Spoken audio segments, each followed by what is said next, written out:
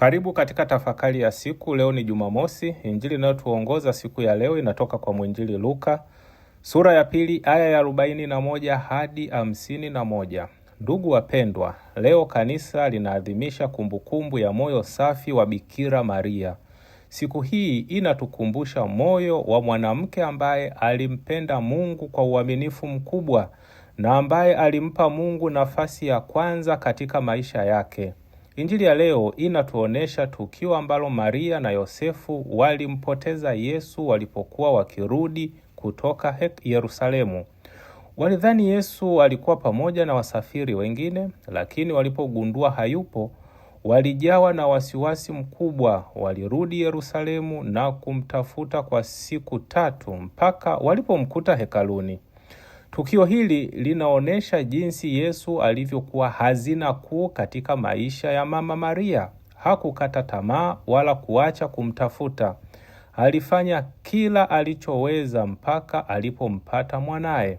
Mara nyingi nasi katika maisha yetu tunampoteza Yesu, tunajikuta tumezama katika shughuli za kila siku, kazi, fedha, mahangaiko ya maisha na wakati mwingine dhambi. Polepole tunagundua kuwa amani imepungua, furaha imeondoka na uhusiano wetu na Mwenyezi Mungu umekuwa dhaifu.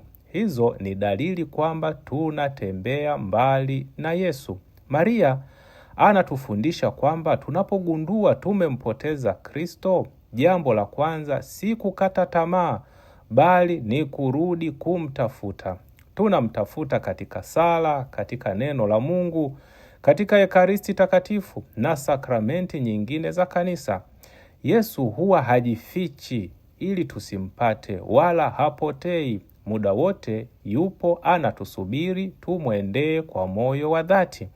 Injili pia inatuambia baada ya kumpata Yesu, Maria hakuelewa kikamilifu kile Yesu alichomwambia.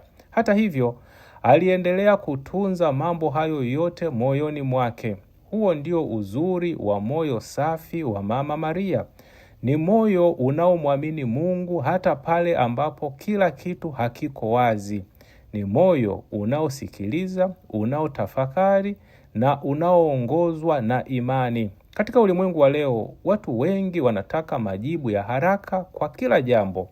Tunataka kuelewa kila kitu kabla ya kumwamini Mungu. Lakini Maria anatufundisha kuwa imani ya kweli wakati mwingine inahitaji subira, uvumilivu na kumtegemea Mungu hata pale ambapo hatuelewi mpango wake kikamilifu.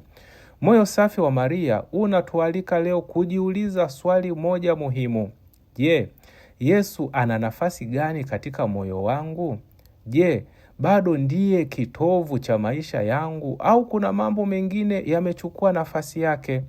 Tunapomwangalia Maria, tunajifunza kwamba furaha ya kweli haipatikani katika mali, mafanikio au sifa za dunia, bali katika kuwa karibu na Yesu. Maria alimfuata Yesu, akampata Yesu na akamweka Yesu moyoni mwake. Hiyo ndiyo siri ya utakatifu wake. Tuombe leo kwamba moyo safi wa Bikira Maria utuombee ili nasi tusichoke kumtafuta Yesu kila siku. Tumkaribishe mioyoni mwetu na tuishi daima katika uwepo wake. Kubariki na kukulinda Mungu Mwenyezi, Baba na Mwana na Roho Mtakatifu. Amina.